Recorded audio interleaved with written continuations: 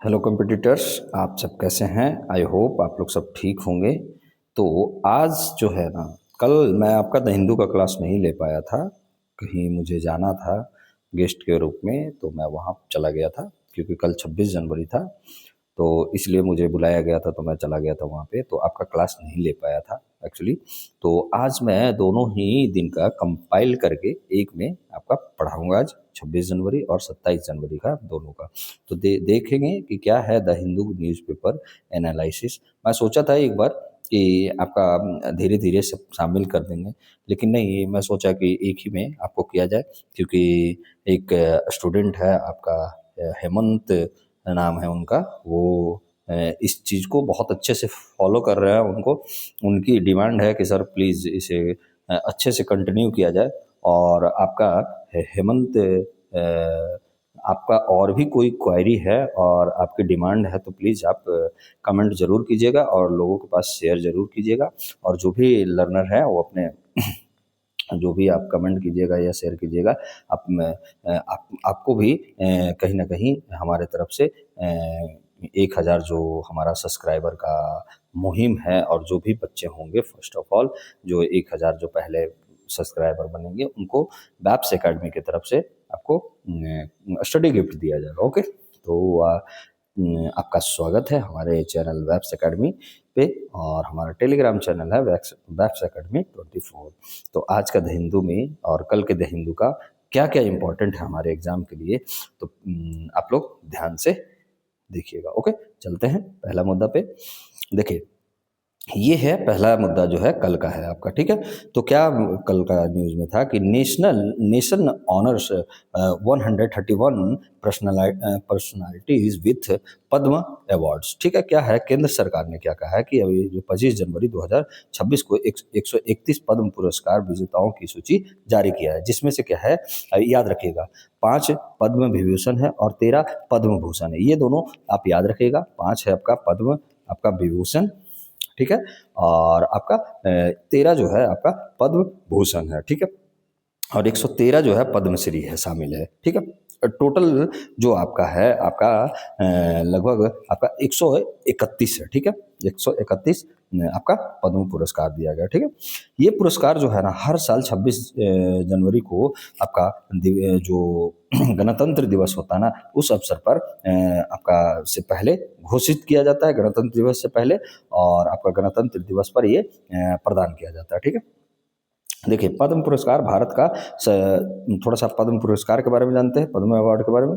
तो पद्म पुरस्कार भारत के सबसे जो है सर्वोच्च नागरिक सम्मानों में से एक है, और इनकी स्थापना जो हुआ था, ये भी याद रखिए, स्थापना वर्ष इसका 1954 में किया गया था, और इसे हर गणतंत्र दिवस के पूर्व जो संध्या होता है, यानी 25 जनवरी होता है, को घोषित किया जाता है, और राष्ट्रपति द्वारा कब दिया जाता है, प्रदान जो किया जाएगा ना, ये मार्च अप्रैल में प्रदान किया जाएगा। तो ये भी आप याद रखिएगा, गणतंत्र दिवस के संध्या के पहले, इसलिए ये आपका कल का इम्पोर्टेंस था, ठीक है, कल के पेपर में आया था। तो ये आप याद रखिएगा, 5 अप्रैल में दिया जाता है, और ये इसकी स्थापना 1954 में किया गया था।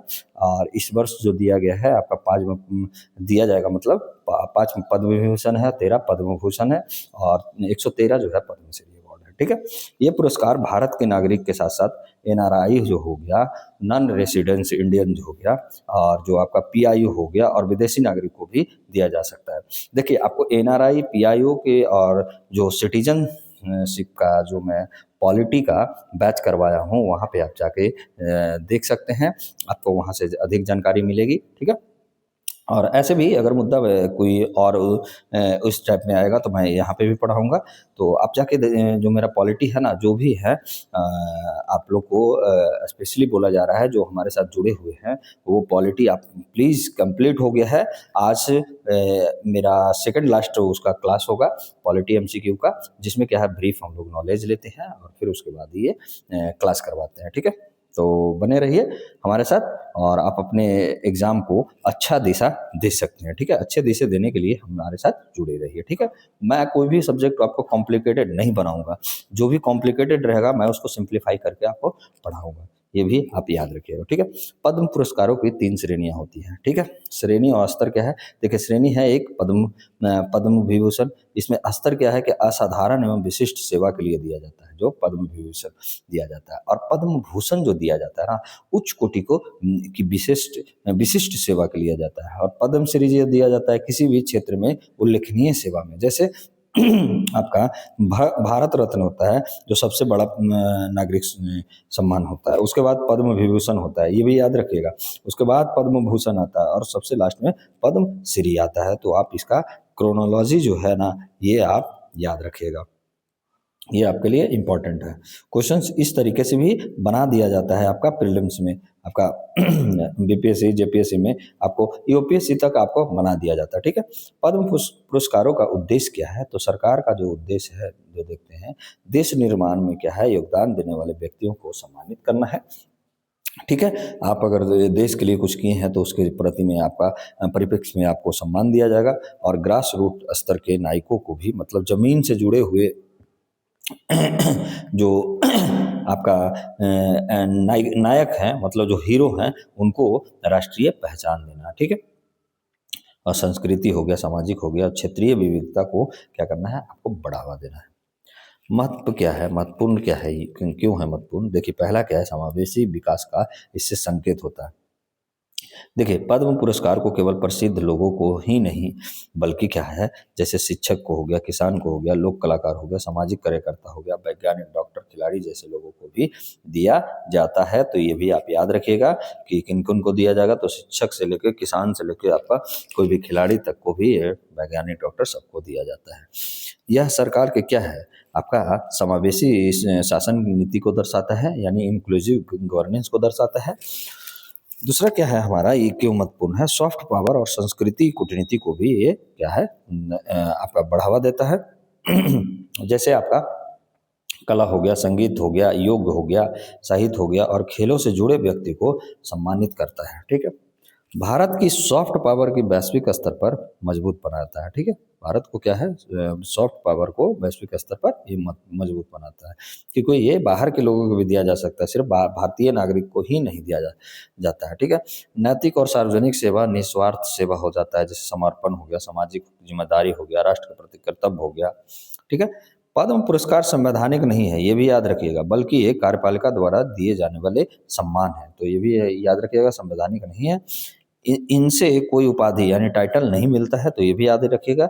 इसी के तहत क्या है कि आपका संविधान के अनुच्छेद जो है 18 के अनुसार क्या है, ये आपका क्या बोल रहा है कि संविधान के अनुच्छेद 18 के अनुसार इसे टाइटल की उपाधि नहीं दिया जाता है, क्योंकि ये उपाधियों का अंत करता है आपका आर्टिकल आपका 18 जो मौलिक अधिकार है। और इन्हें नाम के आगे या पीछे नहीं लगाया जाएगा, ठीक है। चयन प्रक्रिया में आम जनता भी नाम सुझा सकती है, ओके। अब 2026 के जो प्रमुख किनको किनको मिला है, ये भी आप याद रखिएगा थोड़ा। पद्म विभूषण के कुछ प्रमुख पुरस्कार भी जो हैं आपका, धर्मेंद्र जो है एक्टर थे, मरणोपरांत मिला है कला और सिनेमा जगत के लिए, ठीक है। बीएस आपका अच्युतानंद नंदन जो है मरणोपरांत मिला है सार्वजनिक जीवन के लिए, ठीक है। कैथी थॉमस जो है सार्वजनिक कार्य के लिए इनको मिला है। एन राजम कला के लिए मिला है। पी नारायणन जो साहित्य एवं शिक्षा के लिए मिला है, ठीक है। जो क्या मिला है, पद्म विभूषण, ये याद रखिएगा। धर्मेंद्र को मिला है, बीएस अच्युतानंद को मिला है, केटी थॉमस को मिला है, एन राजम को मिला है, पी नारायण को पद्म विभूषण मिला है, या ठीक है। और पद्म भूषण किनको मिला है, तो ये भी देख लेते हैं। 13 लोगों को इसको मिला है, तो कुछ लोगों का जान लेते हैं कि कौन कौन है। देखिए, जैसे अलका याग्निक है, संगीत में जो सिंगर है, मम्मूटी है वो कला का है, शिबू सोरेन है जो लोक कार्य है, ठीक है। उदय कोटक है जिसको व्यापार उद्योग के हैं, विजय अमृत राज है जो खेल से संबंधित है। तो इनको मिला है पद्म विभूषण। और पद्मश्री में इस श्रेणी में क्या है कि अनगिनत जो सामाजिक कार्यकर्ता हो गए, कलाकार हो गए, खेल हो गए, विज्ञान से जुड़े योगदान में स्थान बनाने वाले को लगभग 113 लोगों को दिया गया है। तो आप ये याद जरूर रखिएगा कि पद्म आपका विभूषण और भूषण किसको मिला है, पद्म भूषण। तो आप ये याद रख सकते हैं क्योंकि ये पूछा जाता है, ठीक है। आगे चलते हैं तो आगे क्या है देखिए, यूपीएससी आपका 2016 में क्वेश्चंस जो पूछा है प्रीलिम्स में, ये देखिएगा आपको, निम्नलिखित कथनों पर विचार कीजिए। देखिए पहला जो है आपका पद्म पुरस्कार के संदर्भ में कह रहा है कि निम्नलिखित कथनों पर विचार कीजिए। पहला क्या है आपका कि ये भारत सरकार द्वारा दिए जाने वाले नागरिक सम्मान है। तो क्या ये भारत सरकार द्वारा दिए जाने वाला नागरिक सम्मान है? चलिए सही है।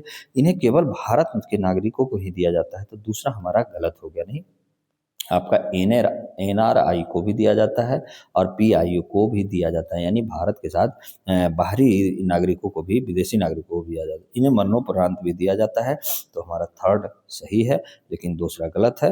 1 और 3 जिसमें होगा वो हमारा आंसर होगा, यानी एलिमिनेशन कर सकते हैं। तो ये हमारा ऑप्शन नंबर बी जो है सही है। ठीक है, और आगे देखिए, इसमें और एक क्वेश्चंस और लगे हुए हैं। देखिए क्या है कि यूपीएससी प्रीलिम्स 2020 में पूछा है कि भारत रत्न और पद्म विभूषण में अंतर के संबंध में कौन सा कथन सही है? तो आप लोग बताइए, अभी पढ़े हैं, दोनों संवैधानिक सम्मान है, ऐसा कहीं नहीं है। भारत रत्न पद्म विभूषण से ऊंचा है, तो देखिए भारत रत्न पद्म विभूषण से भी ऊंचा है, क्योंकि भारत रत्न हो गया आपका, भारत रत्न हो गया, उसके बाद विभूषण आता है। ठीक है, विभूषण आएगा, मतलब पद्म विभूषण आएगा, फिर आपका भूषण आएगा, पद्म भूषण आएगा, उसके बाद क्या होगा आपका पद्मश्री आता है। ठीक है, तो ये आप याद रखिए क्रोनोलॉजी। इसलिए देखिए पद्म भूषण खेल खेल के लिए दिया जाता है, स्पेशल खेल के लिए नहीं दिया जाता है। ठीक है, पद्म विभूषण भारत रत्न से ऊंचा है ऐसा नहीं है, तो यहाँ हमारा जो ऑप्शन हो जाएगा पद भारत रत्न जो होता है पद्म विभूषण से भी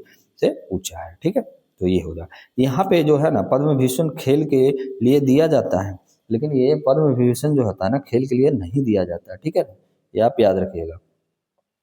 अगला जो है हमारा, अगला जो मुद्दा है हमारा, क्या बोल रहा है आपका, नॉन कॉलोनियल शैडोज क्या है?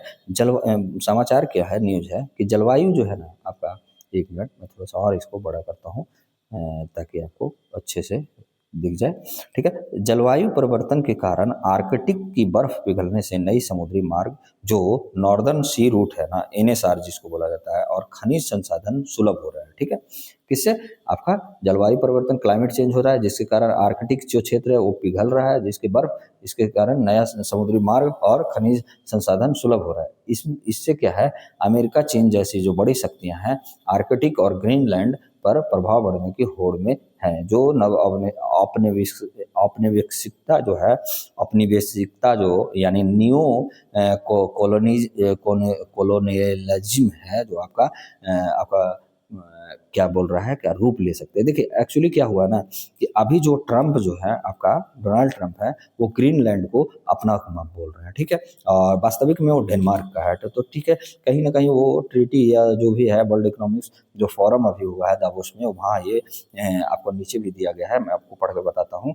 तो औपनिवेशिकता जो है ना आपका, जो काल हम औपनिवेशिक जो काल था, वो कहीं ना कहीं नया ये नव औपनिवेशिकता को दर्शा रहा है। ठीक है, कहीं ना कहीं नियो जो कॉलोनियलिज्म को बनाया जा रहा है, तो ये रूप ले सकती है, ये आपका समाचार में है। ठीक है, तो इसमें थोड़ा सा देखते हैं और क्या बोल रहा है कि अमेरिका के जो राष्ट्रपति डोनाल्ड ट्रंप है, ठीक है, उन्होंने क्या कहा है कि वर्ल्ड इकोनॉमिक फोरम 2026 का दावोस में हुआ है। ये मैं आपको पूरे अच्छी तरीके से मैं पढ़ा चुका हूँ, ये द हिंदू में ही। ठीक है, तो ये आप जो भी पढ़ते आ रहे हैं लर्नर, और जो नए लर्नर है, प्लीज़ आप मेरे पीछे वाले आप सेशन को जरूर देखिएगा। उससे बहुत आपको, ऐसा नहीं है कि सिर्फ न्यूज़ ही रहता है, न्यूज़ से आपका स्टैटिक पोर्शन, आपका जीएस जो है वो कंप्लीट होते जाता है। ठीक है, एक बार फिर क्या है, ग्रीनलैंड के बारे में विवादित बयान दे दिए। ठीक है, उन्होंने कहा कि अमेरिका ग्रीनलैंड के खरीद सकता है और उसे रणनीतिक रूप से महत्वपूर्ण बताया। ठीक है, जिस पर यूरोपीय देशों और स्थानीय लोगों ने वहां का क्या किया, प्रतिक्रिया दिया। यह बयान तब आया जब अंतर्राष्ट्रीय तापमान वृद्धि से आर्कटिक की बर्फ पिघल रही है, जिससे क्या उधरी समुद्र मार्ग जो है, नॉर्थर्न सी रूट है, और खनिज संसाधनों की उपलब्धता बढ़ रही है। देखिए न्यू जो कॉलोनियलिज्म है, ये क्या है, थोड़ा सा हम लोग ये भी जानते हैं कि क्या होता है ये। देखिए नव जो औपनिवेशिकता जो है, औपनिवेशिकता जो क्या है, इसकल टू क्या होता है, जब कोई शक्तिशाली देश आर्थिक, सैन्य, तकनीकी या संसाधन नियंत्रण के जरिए औपचारिक शासन के बिना, मतलब जो है फॉर्मल आपका गवर्नेंस के बिना किसी कमजोर या छोटे क्षेत्र पर प्रभाव जमा लेता है तो उसी को क्या कहा जाता है, नव औपनिवेशिकता। ठीक है, औपनिवेशिकता। Okay, new colonialism. ठीक है, मतलब क्या हुआ कि जैसे ये कोई छोटा क्षेत्र है और ये कोई बड़ा जैसे शक्तिशाली देश है, और इस पर क्या हुआ, ये आर्थिक रूप से हो गया आपका, ठीक है, पैसा से हो गया आपका, सेना भेज के हो गया, टेक्नोलॉजी से द्वारा हो गया, या संसाधन नियंत्रण के जरिए क्या हुआ, वहां पे ये क्या कर रहा है, शासन कर रहा है। यहाँ पे कौन, ये कर रहा है। ठीक है, यानी ए बी पे शासन करने लगा ये सब के द्वारा। तो ये क्या होता है, यही जो है ना आपका नव औपनिवेशिकता कहलाता है। यहाँ औपनिवेशिक हथियार जो होता है ना, टैरिफ हुआ, जैसे इन्वेस्टमेंट हुआ, सैन्य आपका मिलिट्री बेस बनाया गया, सैन्य बेस बनाया गया, संसाधन अनुबंध हो गया, न न कि यहाँ पे क्या है, सीधे कब्जा नहीं करता है। ठीक है, तो ये आप याद रखिएगा, सीधे कब्जा नहीं, पहले जो कब्जा किया जाता था, सीधे कब्जा किया जाता था। ठीक है, जैसे भारत इतने सालों तक जो औपनिवेशिक बना रहा आपका ब्रिटेन का, तो कहीं ना कहीं ना मतलब वहाँ पे क्या था, हमारे देश में सैन्य द्वारा सीधे कब्जा किया गया था। ठीक है, अब क्या है कि आर्कटिक और एनएसआर जो है, नॉर्थ सी रूट जो है, क्यों महत्वपूर्ण है, ये पहले हम लोग देखते हैं। देखिए, नॉर्थ सी रूट जो है ना, एशिया, यूरोप, उत्तरी अमेरिका को क्या है कि बीच की दूरी को क्या कर रहा है ना, कम कर रहा है। जैसे एशिया से आप यूरोप गए, यूरोप से आपका उत्तरी अमेरिका आप जा सकते हैं आसानी से, तो ये क्या करता है आपका बीच का ये क्या करता है, रूट जो काम करता है कि दूरी कम कर देता है और समय का जो मार्ग देता है, कम समय का मार्ग देता है। और इससे क्या होगा जाता है ना कि व्यापार लागत घट जाती है, मतलब जो लागत जो जहाँ मतलब आप घूम के ऐसे जा रहे हैं और ये आप सीधे ऐसे जा रहे हैं, तो इसमें डिस्टेंस तो लगेगा ना कम, और ये दूरी आपका यहाँ जाइएगा फिर यहाँ आइएगा, तो इसमें ज़्यादा दूरी लगेगा और लागत भी लगेगा, जैसे ईंधन का खर्च हो गया आपका, लोगों का जो आप रखेंगे उनका खर्च देना पड़ेगा, तो कहीं ना कहीं ये आपका खर्च ज़्यादा बढ़ा देता था, जो कहीं ये एनएसआर जो है लागत घटा देती है और भू राजनीतिक जो है बढ़त मिलती है। लेकिन यह मार्ग जो है ना, जलवायु संकट की देन है।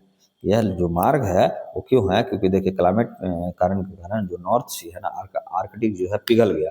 अब पिघल गया तो समुद्र के रास्ता क्या है, आप जा सकते हैं। ठीक है, तो ये कहीं ना कहीं जो है, ये मार्ग जो है जलवायु संकट की देन हो गया, यानी पर्यावरणीय विघटन से बना लाभ है यह। ठीक है, तो आप ये भी कह सकते हैं कि जैसे ऐसा नहीं है कि सिर्फ हानि होता है। देखिए, प्रोज और कॉन्स दोनों का होता है, जैसे आप मतलब लाभ और हानि दोनों का होता है। कहीं ना कहीं हम लोग देखिए मतलब लाभ हम लोग बना लिए जलवायु संकट को। ठीक है, और बाकी जानते ही हैं कि जलवायु संकट के कारण कितना हम लोग को झेलना पड़ रहा है अभी। ओके, अब यहाँ पे क्या है कि ग्रीनलैंड की रणनीतिक मूल्य क्या है, मतलब स्ट्रेटेजिक जो है आपका वैल्यू क्या है इसका। तो देखिए, ग्रीनलैंड के पास क्या है ना, रेयर अर्थ है, यूरेनियम है, जिंक है, आयरन है, जैसे रणनीतिक खनिज है। आर्कटिक में आपका सैन्य है, नौसैनिक पहुंच है। एनएसआर पर भी भौगोलिक नियंत्रण है, जैसे चीन इन खनिजों में निवेश और रुचि दिखाता है। अमेरिका इसे अपनी प्रभाव क्षेत्र बताता है, स्फीयर ऑफ इन्फ्लुएंस में चुनौती मानता है।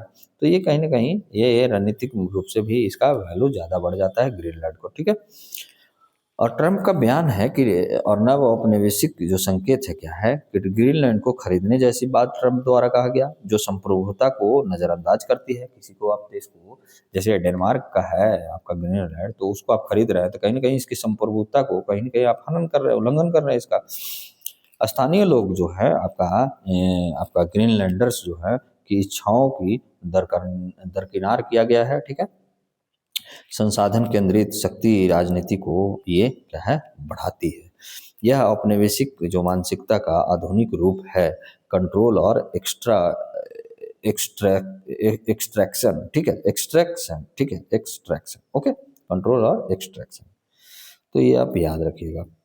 आगे चलते हैं कि स्थानीय प्रतिरोध और आत्मनिर्णय की सवाल क्या है यहाँ पे, तो ये थोड़ा सा हम लोग जान लेते हैं इसका बैकग्राउंड हिस्ट्री। ग्रीनलैंड जो है ना 2009 से अधिक स्वशासन है। ओके, सॉरी, स्वशासन है। जनमत सर्वे में अमेरिकी नियंत्रण का भारी विरोध हुआ। ओके, यह राइट टू सेल्फ डिटर्मिनेशन यानी अंतर्राष्ट्रीय कानून का प्रश्न है, जो नव औपनिवेशिक परियोजनाओं से टकराता है। ठीक है। वैश्विक व्यवस्था पर प्रभाव क्या पड़ा इसके द्वारा, जो ये ट्रंप ने दिया ऐसे भाषण, तो दावोस जैसे मंच सहयोग के लिए बने हैं, पर यहाँ संसाधन राष्ट्रवाद हावी दिखा। अमेरिका द्वारा सहयोगियों को नाराज किया किया गया और उन्हें चीन के करीब धकेल सकता है। इससे क्या होगा कि रूल बेस्ड जो इंटरनेशनल ऑर्डर है कमजोर होता जा रहा है। ठीक है, ठीक है। और आगे भी होता जाएगा अगर इस तरीके से किया जाएगा तो।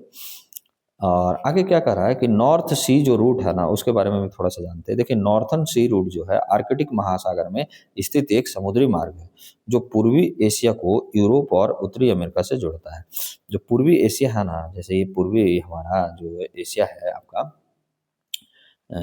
आपका सॉरी, ये जो है आपका पूर्वी एशिया है, ये क्या है आपका, कहीं ना कहीं इससे क्या है आपका यूरोप को जोड़ता है, और यूरोप से फिर क्या होगा आपका उत्तरी अमेरिका को जोड़ेगा। तो ये कहीं ना कहीं ये क्या कर रहा है कि रूस के उत्तरी तट के समानांतर से ये गुजरता है। यहाँ पे रूस है तो उसके उत्तरी से जो है आपका तट से समानांतर गुजरेगा।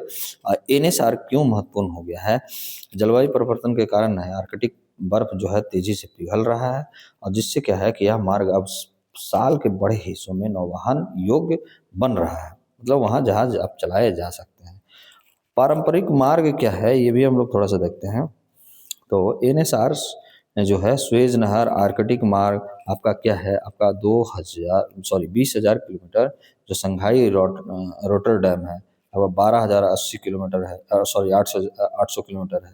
अधिक समय लगता है, लगभग 30 से 40% कम समय लगेगा इससे। ठीक है, तो यह समय और ईंधन और लागत दोनों को, सॉरी तीनों को ये बचाता है, समय भी, लागत भी और ईंधन भी। ठीक है। चीन और एनएसआर क्या है, मतलब इसके बीच क्या संबंध है? तो चीन इसे क्या कहता है ना, एनएसआर को पोलर सिल्क रोड कहता है। तो ये आप याद रखने योग्य बातें हैं जो भी लर्नर है, कि जो चीन इसे क्या कहा जाता है, एनएसआर को पोलर सिल्क रोड कहता है। ठीक है। चीन जहाज जो है एनएसआर से ट्रायल वाणिज्यिक यात्राएं कर चुका है। ठीक है, क्या कर चुका है आपका, एनएसआर से क्या कर चुका है ना, ट्रायल वाणिज्यिक यात्राएं कर चुका है। ठीक है। इससे क्या होगा, चीन को यूरोप तक पहुंच तेजी से पहुंच मिला, अमेरिका नियंत्रित समुद्री मार्ग में से स्वतंत्रता। ठीक है। कार्बन उत्सर्जन जो है आपका मिलती है सैद्धांतिक रूप से। अमेरिका क्यों चिंतित है, इसके पीछे का कारण ये भी जान लेते हैं थोड़ा सा। तो अमेरिका इसलिए चिंतित है ना कि एनएसआर से चीन और यूरोप अमेरिका के बीच सीधा व्यापारिक संपर्क हो सकता है। अमेरिका की समुद्री और आर्थिक प्रभुत्व नीति को चुनौती इससे दिया जा रहा है। ग्रीनलैंड और आर्कटिक में चीन की उपस्थिति बढ़ सकती है, क्योंकि ये इन्वेस्ट पहले से भी कर चुका है और अभी भी कर रहा है और अभी और करेगा। इसलिए अमेरिका एनएसआर और ग्रीनलैंड दोनों को रणनीतिक खतरे की तरह देखता है। ओके, एनएसआर किन महासागरों को जोड़ता है, थोड़ा सा मैं आपके लिए एक फैक्ट रखा था, सॉरी। एनएसआर किन महासागरों को जोड़ता है? तो प्रशांत महासागर और अटलांटिक महासागर को जोड़ता है। तो ये आप याद रखिएगा, आपके लिए इंपॉर्टेंट है, स्टार मार्किंग आप कर लीजिएगा। प्रशांत महासागर और अटलांटिक महासागर को जोड़ता है। ठीक है। और मेंस का क्वेश्चन है कि नॉर्दर्न सी रूट वैश्विक व्यापार को बदल सकता है, लेकिन यह जलवायु भू राजनीतिक जोखिम भी बढ़ाता है। ठीक है, इसका विश्लेषण कीजिए। यानी कि आपको मेंस का क्वेश्चन है कि नॉर्थ सी रूट जो है वैश्विक व्यापार को बदल सकता है, लेकिन यह जलवायु और भू राजनीतिक जोखिम को भी बढ़ाता है। विश्लेषण कीजिएगा। ठीक है। अब यहाँ पे आपका यूपीएससी का प्रीलिम्स का 2014 का मैं क्वेश्चन लाया हूँ 2014 का, कि पहला जो क्या बोल रहा है आपका, ये देखिए कि आर्कटिक क्षेत्र के बारे में निम्नलिखित कथनों कौन में से कौन सा कथन सही है। ठीक है। तो पहला जो कथन है कि यह मुख्यतः महासागर है जिसे महाद्वीपों ने चारों ओर से घेर रखा है। ठीक है। यहाँ जलवायु परिवर्तन का प्रभाव दुनिया के किसी भी भाग से अधिक होता है। तो ये दोनों क्या है आपका सही है, तो ऑप्शन नंबर सी हमारा सही हो जाएगा। ओके, अगला जो हमारा प्रश्न कर रहा है 2021 का यूपी से, पोलर सिल्क रोड शब्द किससे संबंधित है? तो अभी बोले कि चीन की आर्कटिक समुद्री नीति से है। तो इसे कि चीन बोलता है क्या, पोलर सिल्क रोड। तो ये भी आप याद रखिएगा। और हमारा जो ये यूपीएससी प्रीलिम्स 2020 का क्वेश्चन है कि आर्कटिक क्षेत्र में बर्फ पिघलने का एक प्रमुख प्रभाव क्या होगा? तो ये क्या होगा का नई समुद्री मार्ग खोलेगा। तो ऑप्शन नंबर बी। देखिए, आप लोग के लिए क्या इंपॉर्टेंट है वो भी आप देख सकते हैं कि ये यूपीएससी से सीधे आपका क्वेश्चंस आए हैं। ओके, अगला जो हमारा आपका मुद्दा है क्या है कि expectations from agenda lens in budget 2026 to 27। Okay, क्या है कि भारत बजट जो समाचार है, संदर्भ क्या है कि भारत बजट जो 2026-27 की तैयारी कर रहा है, जो आपका फरवरी में आपको निकाला जाएगा। तो ये भी आप याद रखिएगा, उस समय आपको मैं पढ़ाऊंगा बजट अच्छे से। लेकिन एक बड़ी बाधा जो है, बार बार अनदेखी हो रही है। कौन सा? महिलाओं की टाइम पॉवर्टी का, समय गरीबी का। क्या है कि महिलाओं कम काम नहीं करती, बल्कि उनका अधिकांश श्रम अनपेड और अनकॉन्टेंट होता है, मतलब अवैतनिक और अगणित होता है। इसी कारण महिलाएं जो है भारत के जीडीपी में केवल 18% योगदान देती है। तो ये भी आप याद रखिएगा। ये डाटा जो है आपका गवर्नमेंट डाटा है, तो आप कहीं भी इसे कोड कर सकते हैं। आप किसी से बात करने में, आप इंटरव्यू जब देने जाइएगा तो वहाँ पे आप इसे कोड कर सकते हैं। ओके, आगे चलते हैं। पहले तो ये समझते हैं कि टाइम पॉवर्टी होता क्या है टाइम पॉवर्टी। तो देखिए, time poverty is equal to क्या होता है, जब कोई व्यक्ति इतना अधिक अवैतनिक घरेलू एवं देखभाल कार्य करता है, जैसे अनपेड मतलब कार्य करता है, मतलब घरेलू या देखभाल कार्य करता है, कि वह शिक्षा, कौशल, रोजगार और उद्यमिता के लिए समय ही नहीं बचा पाता है। मतलब वो घर का ही काम करने में न के कारण वो क्या है कि ना पढ़ने जाता है, न लिखने जाती है, तो उसका क्या है, और ना कोई मतलब स्किल सीख रही है, ना कोई रोजगार कर रही है। ठीक है, तो वो क्या कहलाता है आपका के लिए समय नहीं बचाता, तो ये कहलाता है पॉवर्टी। ठीक है, क्या? Time poverty. ओके, यानी टाइम पॉवर्टी, समय गरीबी। ठीक है, टाइम पॉवर्टी, तो ये कंसेप्ट है। अब क्वेश्चंस मतलब क्या होगा ना कि जैसे आपको इस तरीके से बना दिया जाएगा कि हाल ही में चर्चा में था टाइम पॉवर्टी, किससे मतलब जो वर्ड है किससे रिलेटेड हाल ही में चर्चा, टाइम पॉवर्टी का मतलब क्या होता है, तो आप लोग बताइएगा कि जिसमें ऐसा काम जो घरेलू काम जो कार्यबल देखभाल करने में, जिसके कारण क्या होता है कि वो शिक्षा या कौशल या रोजगार या उद्यमिता जैसी जो हैं उनके लिए वो समय नहीं बचा पाता है, उसी को कहा जाता है आपका टाइम पॉवर्टी। ओके, सिंपल भाषा में आपका भारत में यह समस्या महिलाओं में संरचनात्मक रूप से मौजूद है। ये आप घर में भी देख सकते हैं। हमारे जो माताएं हैं, बहनें हैं, मम्मी है, पापा है, सॉरी पापा बोल रहा हूँ, मम्मी है, बहन, मतलब कोई जो मतलब ऐसा नहीं है कि सब पढ़े ही लिखे होते हैं। अभी भी देख रहे होंगे गाँव में हमारी माँ बहन घरेलू काम में ज़्यादा हो जाता है उनका।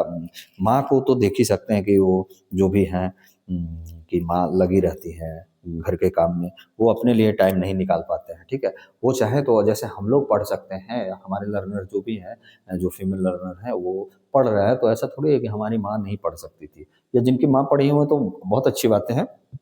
लेकिन जो नहीं पढ़े हैं, आप देखते होंगे जब 18% आपका जीडीपी में योगदान ही है, तो आप सोच ही सकते हैं।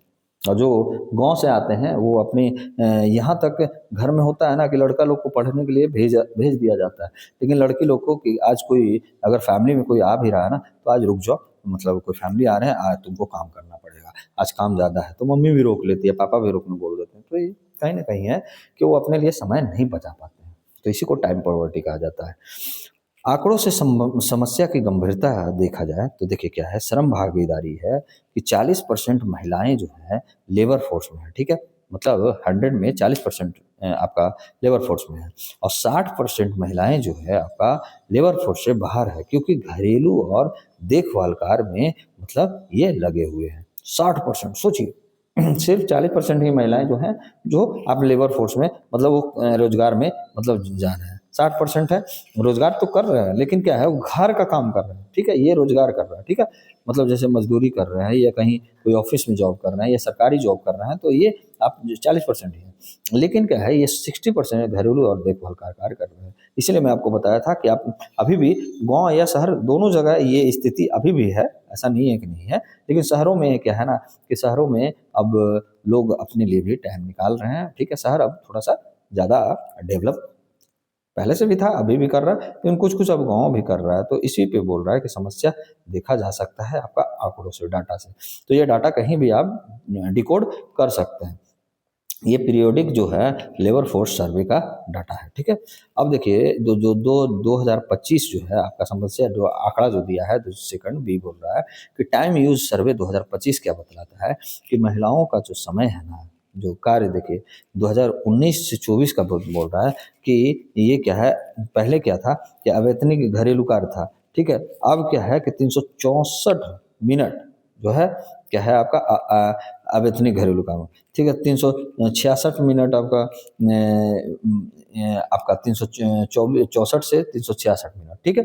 अब भुगतान वाला काम जो है ना, मात्र और मात्र क्या है 68 मिनट है, 68 मिनट या 76 मिनट, ठीक है। यानी महिलाओं का कुल कार्यभार बढ़ा है, घटा नहीं है। तो ये आप याद रखिएगा, मतलब पेड वाला जो है ना आपका 68 से 76 ही है, और ये देखिए 366 से 300 सॉरी 364 से 366, ये 2019 में था आपका 364, और अभी हुआ है 2024 में 366। और भुगतान वाला है 2019 में कितना था, 68 मिनट था, और 76 मिनट जो है 2024 में। तो ज़्यादा ये आपका कहीं ना कहीं कुल कार्यभार ही बढ़ा है, घाटा नहीं है। तो ये भी आप याद रखिएगा, ओके। अगला जो है कि जेंडर बजट की समस्या क्यों है, क्या है जेंडर बजट। जेंडर बजट जो है ना अब कुल बजट का 8.9% है, जो जीडीपी का 1% है, ठीक है। जेंडर बजट जो कुल बजट का 8.9% है, लेकिन जीडीपी का केवल 1% है। लेकिन क्या है, लेकिन जो इसमें 75% राशि जो है ना आपका पार्ट बी और पार्ट सी में ये है, यानी सामान्य योजनाओं को महिला अनुकूल कहकर दिखाया जाता है, और पर उन्हें महिलाओं की वास्तविक बाधाओं के अनुसार बदला नहीं जाता है। तो ये आप याद रखिएगा, ठीक है। 75% जो राशि है ना वो कहीं ना कहीं महिला अनुकूल कहकर दिखाया जा रहा है, लेकिन पर उन्हें महिलाओं की वास्तविक बाधाओं के अनुसार नहीं बदला नहीं जाता है। तो ये आप याद रखिएगा, ओके। और इसमें जो है 5 बड़े सुधार सुझाए हैं आपका राइटर ने क्या करा कि समय बचाने वाले निवेश पे ध्यान देना चाहिए। जैसे क्या है कि पीएम आवास योजना में घर तभी महिलाएं सशक्त हो हो जब उसमें पानी हो, बिजली हो, शौचालय हो, स्वच्छ ईंधन हो। इससे क्या होगा ना, इसे जल जीवन आपका जल जीवन हो गया, स्वच्छ भारत हो गया, उज्ज्वला हो गया, सोलर हो गया से जोड़ने की आवश्यकता है, ठीक है। और दूसरा क्या होगा कि आपका केयर इंफ्रास्ट्रक्चर बनाने की आवश्यकता है, जैसे आंगनबाड़ी, प्लांट क्रेशेस और पालना क्रेशेस, पोषण हो गया, अलग अलग चलते हैं जो समय और संसाधन की बर्बादी होता है। इसको क्या करना है, समाधान क्या है इसका, केयर इंफ्रास्ट्रक्चर जो है आपका कन्वर्जेंस विंडो बनाना चाहिए, जहाँ लक्ष्य होगा ना, क्या लक्ष्य होगा, देखिए मैं आपके लिए बेहतरीन तरीके से मैं ये लाया हूँ कि महिलाओं का समय कितना बचा, ये लक्ष्य होना चाहिए, ठीक है। कितना बचा, महिलाओं के लिए नौकरियां, जैसे नई एम्प्लॉयमेंट लिंक इंसेंटिव स्कीम योजना बन लाना चाहिए, जिसमें क्या होना चाहिए कि कम से कम 50% जो नौकरियां जो है महिलाओं के लिए होना चाहिए। कंपनियों को महिला नियुक्ति पर अतिरिक्त जो है प्रोत्साहन देना पड़ेगा, ठीक है। और मनरेगा जैसे जो है अब बीबी जी राम जी जो हो गया स्कीम, उसको 50% से अधिक महिलाओं को उसमें रोजगार देना चाहिए। इसे और मजबूत करने की आवश्यकता है, ठीक है। और महिला उद्यमिता जो है आपका 60% अन यूनी जो कॉरपोरेटेड जो है यूनियन कॉरपोरेटेड मैन्युफैक्चरिंग महिलाएं चलाती हैं, लेकिन क्या है कि केवल 4% ही क्या है रजिस्टर है। अधिकतर जो है आपका क्या है कि शिशु मुद्रा जो है, छोटे ऋण जो है है, ठीक है। और समाधान इसका हो क्या हो कि बड़े लोन, डिजिटलीकरण हो, तकनीकी बाजार पहुंच इन लोग को देना चाहिए, और चाइल्ड केयर, सेफ्टी, मोबिलिटी ये आदि इनकी सुविधा मिलना चाहिए। पांचवा क्या दर्शाया है आपका समाधान कि एआई और भविष्य की नौकरियां, इनके लिए जैसे इंडिया एआई मिशन में 33% जो जेंडर एलोकेशन होना चाहिए, लेकिन क्या है आपका महिलाओं के लिए एआई स्किल्स हो गया, मेंटरशिप हो गया, जेंडर सेंसिटिव लॉगरिथम हो गया, जरूरी है। और लक्ष्य इसमें क्या होना चाहिए ना आपका, देखिए लक्ष्य में भी बताएगा टेक्नोलॉजी महिलाओं का बोझ कम करे, बढ़ाए नहीं, ठीक है। टेक्नोलॉजी मतलब तकनीकी महिलाओं के बोझ कम करे, ये नहीं कि आप ज़्यादा उन पे थोप दें, ओके। तो ये हमारा क्या था, आपका मतलब इसका समाधान था। और थोड़ा सा टाइम यूज सर्वे के बारे में थोड़ा सा जानते हैं 2025 के। टाइम यूज सर्वे जो होता है ना, भारत सरकार का एक राष्ट्रीय सर्वे है, जिसका उद्देश्य होता है कि पता लगाना कि आम लोग प्रतिदिन अपने समय को किन गतिविधियों में खर्च करता है। खासकर क्या होता है ना, कि भुगतान जैसे पेड और अनपेड श्रम में ये देखा जाता है। यह महिलाओं के समय गरीबी जो टाइम पॉवर्टी को मापने के लिए एक महत्वपूर्ण डेटा स्रोत है। तो ये भी आप याद रखिएगा। जैसे टाइम उस सर्वे जो हो जाएगा, बोलेगा कि किस लिए है, इस तरीके से भी पूछा जा सकता है, ठीक है। क्योंकि इतना ये फेमस नहीं होता है कि असाधारण असाधारण है, ये साधारण नहीं है कि आम चाल बोल भाषा में आप यूज कर रहे हैं टाइम यूज सर्वे। आप बहुत सारे लर्नर आज पहली बार जाने होंगे कि टाइम यूज सर्वे भी होता है, ठीक है। और टाइम पॉवर्टी भी होता है, ठीक है। सर्वेक्षण का विवरण जो है, देखिए कि यह सर्वे जो होता है एनएसओ द्वारा निकाला जाता है, ठीक है, जो मोस्पी में द्वारा किया गया था, ठीक है। तो ये आप याद रखिएगा। जनवरी दिसंबर 2024 के बीच मतलब जो है 1,39,487 घरों के 4,54,192 लोगों के जो आयु लगभग 6 से अधिक वर्ष से डाटा एकत्रित किया गया है। और ये जो है ना, कि भारत में दूसरा राष्ट्रीय टाइम यूज सर्वे है। पहला जो हुआ था 2019 में हुआ था, तो ये भी याद रखिएगा कि पहला 2019 में हुआ था, और सेकंड जो हुआ है आपका 2024 में, यानी 2025 में हुआ है, जो 2024 के बीच तक ये है, जनवरी टू दिसंबर में 2025 निकला है, ठीक है। तो ये हमारे लिए बहुत ही अति महत्वपूर्ण होता है, ठीक है। आपको इतना बिना कॉम्प्लिकेटेड किए हुए मैं आपको इतने अच्छे से मैं आपको समझा रहा हूँ, ओके। तो ये भी आप याद रखिएगा। मेरी कोशिश रहती है कि आप लोग को बहुत अच्छे से समझाया जाए, ताकि कोई भी अगर मैं आपको कॉम्प्लिकेटेड कर दूंगा ना, जैसे देखिए क्या होता है ना, कहीं पे आपको वो उस तरीके से पढ़ाना हमें मजबूरी हो जाता है। क्योंकि अगर मैं आपको पूरी डिटेल में नहीं बताऊंगा, हल्का बता के अगर संक्षेप में बता के चला जाऊंगा, तो आपको भी लगेगा सर क्या पढ़ा है, और तो कुछ बताया ही नहीं, ठीक है। तो इसलिए थोड़ा सा स्लाइड तो मुझे लगाना पड़ता है, ठीक है। इसका की फाइंडिंग देखते हैं कि श्रम भागीदारी और समय क्या होता है। जैसे बोल रहा है कि 74.5% जो है ना आपका पुरुष, और 24.9% महिलाएं 15 से जिनकी 59 वर्षीय उम्र है, प्रतिदिन रोजगार या काम से जुड़ी गतिविधियों में शामिल है। पुरुष औसतन 421 मिनट काम करते हैं, और महिलाएं 305 मिनट प्रतिदिन कार्य में व्यतीत करती हैं, ओके। और इसका अर्थ यह है कि महिलाओं के काम में भागीदारी औसत पुरुष से कम है, लेकिन यह वही आंकड़ा नहीं दिखाता जो आर्थिक राष्ट्रीय खाता में गिना जाता है। अनपेड वर्क जैसे घरेलू काम हो गया, राष्ट्रीय खाता में नहीं गिना जाता, इसलिए महिलाओं का असली श्रम जीडीपी में कम दिखाया जाता है। आपको पता होना चाहिए कि 18% ही इनका योगदान रहता है, ठीक है। अनपेड और डोमेस्टिक वर्क में लिंग अंतर जो है, जो देखते हैं थोड़ा, कि महिलाओं भुगतान से बाहर के घरेलू और देखभाल कार्य में पुरुष की तुलना में बहुत अधिक समय खर्चा कर देती है, ठीक है। महिलाओं द्वारा अनपेड डोमेस्टिक वर्क में व्यतीत पुरुष से कई गुना अधिक, और यह अंतर जो है 2019 के मुकाबले कम नहीं हुआ है। तो ये भी आप याद रखिएगा, 2024 में कहीं ना कहीं ये बढ़ा है। जो आप देखे होंगे 78 घंटा, 76 से 78 घंटा, और 364 से क्या हुआ है आपका 366 घंटा आपका हुआ है। तो ये 366 मिनट हुआ है, ओके। तो ये आप याद रखिएगा।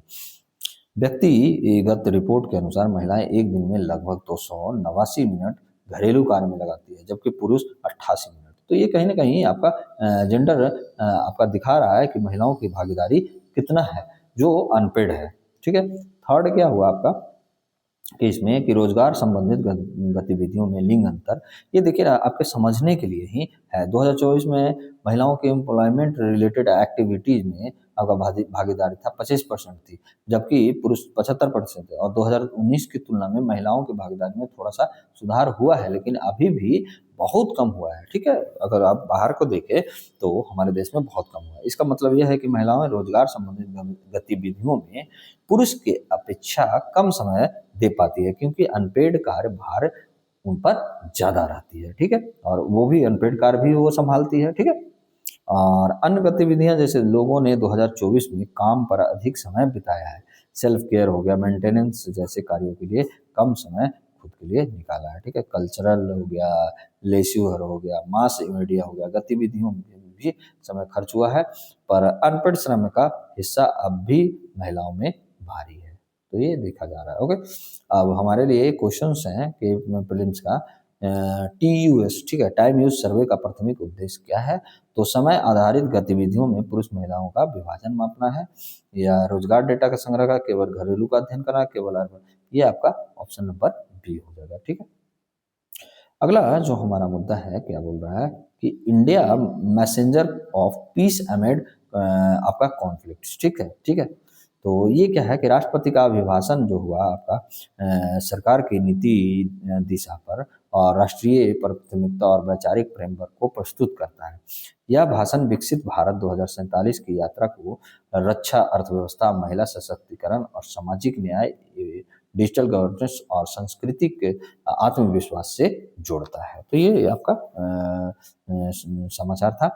और यहाँ पे जो राष्ट्रपति जी हैं हमारे द्रौपदी मुर्मू, उन्होंने क्या बोले हैं कि मतलब पहला जो बोले कि राष्ट्रीय सुरक्षा ऑपरेशन सिंदूर के बारे में बोले हैं कि राष्ट्रपति ने ऑपरेशन सिंदूर को भारत की आतंकवाद विरोधी क्षमता, डिफेंस सेल्फ रिलायंस यानी आत्मनिर्भर रक्षा का प्रतीक बताया है। तो ये राष्ट्रपति द्वारा कहा गया है और यह संकेत देता है कि भारत अब केवल कूटनीतिक निंदा तक सीमित नहीं बल्कि प्रिसिशन स्ट्राइक्स और सैन्य क्षमता के माध्यम से अपनी सुरक्षा सुनिश्चित करता है।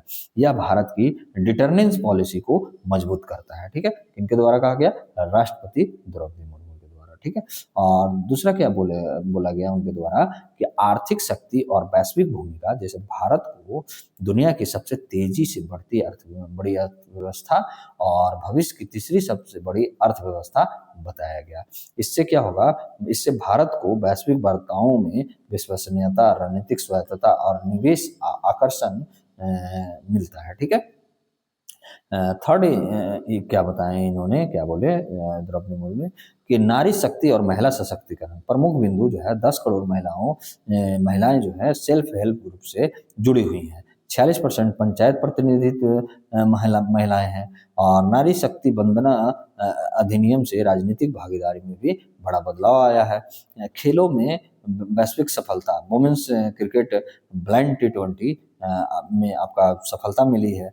यह SDG जो 5 है ना, सस्टेनेबल डेवलपमेंट गोल जो है, जेंडर इक्वलिटी जो है जिनमें वो और इंक्लूसिव ग्रोथ की दिशा में भारत की प्रतिबद्धता को दर्शाता है। ठीक है, और क्या बोले हैं कि सामाजिक न्याय और अंत्योदय के पर बात की। राष्ट्रपति जी ने कहा है कि 81 करोड़ लोगों को खाद्य सुरक्षा, गरीबी से बाहर लाने की नीति को अंत्योदय और सर्वोदय से जोड़ा गया है। लक्ष्य केवल गरीबी से निकलना नहीं बल्कि पॉवर्टी ट्रैप से बाहर रखने का लक्ष्य बताया उन्होंने। ओके, और संविधान, भाषाएं और डिजिटल गवर्नेंस क्या है, तो ये थोड़ा सा हम लोग देखते हैं। देखिए, संविधान अब 8वीं अनुसूची जो है कि 22 भाषाओं में उपलब्ध है और संविधान राष्ट्रवाद को क्या कर रहा है, मजबूत कर रहा है। ठीक है, भारत में क्या है कि विश्व के आधे से अधिक डिजिटल लेन देन हो रहा है, जैसे डिजिटल पब्लिक इंफ्रास्ट्रक्चर, UPI हो गया, DBT हो गया, डायरेक्ट बेनिफिट ट्रांसफर, E-गवर्नेंस हो गया कि सफलता उपनिवेशवादी मानसिकता से मुक्ति मिला है। ठीक है, राष्ट्रपति ने भारतीय भाषाएं, स्वदेशी ज्ञान प्रणालियां, संस्कृति, आत्मविश्वास को आर्थिक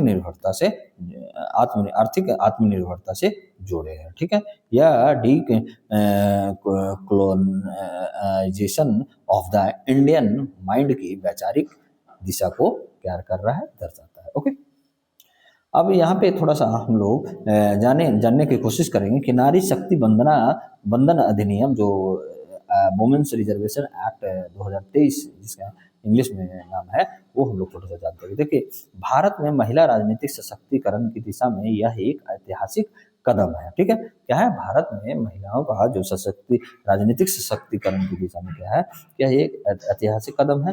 राष्ट्रपति को हाल ही में अभिभाषण में भी इसे क्या है, अभूतपूर्व ऊंचाइयों तक राजनीतिक सशक्तिकरण ले जाने वाला बताया गया है। तो ठीक है, ये क्या है कि महिलाओं को क्या है ना कि राजनीतिक में भागीदारी के लिए, आरक्षण देने के लिए ये अधिनियम आया था, आपका नारी शक्ति बंधन अधिनियम। और इसमें मुख्य आपका प्रोविजन क्या है, मतलब मेन प्रोविजन या मुख्य प्रावधान, तो लोकसभा और राज्य विधानसभाओं में 33% सीटें महिलाओं के लिए आरक्षित किया जाएगा। SC ST के लिए भी आरक्षित सीटें भी में भी 33% जो है महिलाओं के लिए भी आरक्षित किया जाएगा। आरक्षण सीटों के परिसीमन के बाद लागू होगा, जो अभी 2027 में आपका डिलिमिटेशन होगा ना, उसके बाद ये क्या होगा, ये लागू होगा। लागू होने के बाद 15 वर्षों तक ये प्रभावी रहेगा। संसद बढ़ा भी सकता है, ठीक है, और ये लगभग मतलब 15 वर्ष तक आप लोग मानिए कि ये प्रभावी रहेगा। उसके बाद आगे देखा जाएगा क्या करना है, ठीक है। लागू होने की जो शर्त है ना, इसमें क्या है कि पहली जनगणना है ना, प्लस उसके बाद जो परिसीमन हुआ है, इसलिए वास्तविक क्रियान्वयन अगली परिसीमन प्रक्रिया के साथ ये जुड़ेगा। ओके, क्यों महत्वपूर्ण है ये? अभी संसद में जो है महत्वपूर्ण इसलिए है कि अभी संसद में है ना कि महिलाओं की जो भागीदारी है 15% के आसपास है, ठीक है, और पंचायतों में 46% की महिला प्रतिनिधित्व है राष्ट्रपति के अनुसार, तो ये भी आप याद रखिएगा। स्थानीय स्तर पर जो है ना सफलता को राष्ट्रीय स्तर तक ले जाने का प्रयास क्या है आपका, ये नारी शक्ति बंधन अधिनियम के द्वारा है, ठीक है। संवैधानिक संशोधन क्या क्या है, अनुच्छेद 330 ए और 332 ए और 334 ए जोड़े गए। यह एक संवैधानिक संशोधन अधिनियम है जिसके द्वारा ये नारी शक्ति बंधन अधिनियम आया गया। महत्व क्या है इसका, तो अभी संसद में महिला की भागीदारी आपको पता है 15% है, 46% आपको पंचायतों में है। स्थानीय स्तर पर सफलता राष्ट्रीय स्तर तक ले जाने का प्रयास है, जो आपको पीछे आपको पढ़ाया गया। यह एक संवैधानिक संशोधन है। अपेक्षित लाभ क्या है इसे, कि नीति निर्माण में लैंगिक दृष्टिकोण को मजबूत करना है, शिक्षा, स्वास्थ्य, पोषण, हिंसा रोधी कानूनों पर बेहतर फोकस करना है, और रोल मॉडल प्रभाव जैसे राजनीतिक में महिलाओं की भागीदारी बढ़ेगी इससे। ओके, हमारे लिए जो यूपीएससी 2010 का क्वेश्चन है कि भारत में महिला आरक्षण विधेयक का उद्देश्य क्या था, तो ये क्या था आपका, महिलाओं को नौकरियों में आरक्षण, या संसद और विधानसभाओं में महिलाओं को 33%, पंचायतों में महिलाओं का आरक्षण, या महिलाओं को शिक्षा में आरक्षण। तो ये आप बताइएगा क्या था, कि आप लोग पे देता हूँ मैं, ये आप क्वेश्चंस का आंसर आप खुद बताइएगा, ठीक है। हमारे कमेंट बॉक्स में जो भी देख रहे हैं वो सर्च करके आप खुद बताइएगा कि क्या था इसका, ठीक है। आगे बढ़ते हैं। आज का जो है, यहाँ से आपका आज का जो है आपका मुद्दा स्टार्ट है, ठीक है। भारत का 77वां गणतंत्र दिवस समारोह कर्तव्य पथ पर भव्य परेड किया गया। तो भारत ने 27 जनवरी 2026 सोमवार को अपना क्या है, सॉरी 26 जनवरी यहाँ पे होगा, 77वां गणतंत्र दिवस नई दिल्ली के कर्तव्य पर भव्य जो है आपका सैन्य और संस्कृति प्रदर्शन के साथ मनाया गया। इस वर्ष का आयोजन भारत की सैन्य शक्ति और संस्कृति विविधता और अंतर्राष्ट्रीय कूटनीतिक स्थिति को दर्शाने वाला रहा, ठीक है। इसके तहत मैं आपको ना पूरे संविधान का मैं आप इतिहास बताऊंगा, ठीक है, तो ये आप याद रखिएगा। ओके, क्या है ये, मुख्य अतिथि एवं नेतृत्व कौन थे, तो ये आप याद रखिएगा। देखिए, नेतृत्व जो किए आपका राष्ट्रपति द्रौपदी मुर्मू, जो हमारे राष्ट्रपति हैं, और मुख्य अतिथि में थे एंटोनिया कोस्टा, ठीक है, जो कहाँ के राष्ट्रपति हैं, यूरोपीय परिषद के, और उर्सुला वॉन डेर लेयन, राष्ट्रपति यूरोपीय आयोग के हैं, ठीक है, तो ये भी याद रखें। प्रधानमंत्री नरेंद्र मोदी रहे, और रक्षा मंत्री हमारे राजनाथ सिंह रहे, ठीक है। यह पहली बार था, जो इसलिए इम्पोर्टेंट हो जाता है ना, कि यह पहली बार था जब यूरोपीय संघ के शीर्ष 2 नेता एक साथ मुख्य अतिथि बने, ठीक है। यह भारत और मतलब जो है यूरोपीय यूनियन रणनीतिक साझेदारी को दर्शाता है, ठीक है। क्या है अशोक चक्र, इसमें क्या है सम्मान, जैसे राष्ट्रपति ने ग्रुप कैप्टन शुभांशु शुक्ला को अशोक चक्र सम्मान दिया, अशोक चक्र से सम्मानित किया गया। कारण क्या था कि अंतर्राष्ट्रीय अंतरिक्ष स्टेशन जो है पर पहुंचने वाले पहले भारतीय बने थे ये। यह भारत के अंतरिक्ष कूटनीति और वैज्ञानिक शक्ति को दर्शाता है।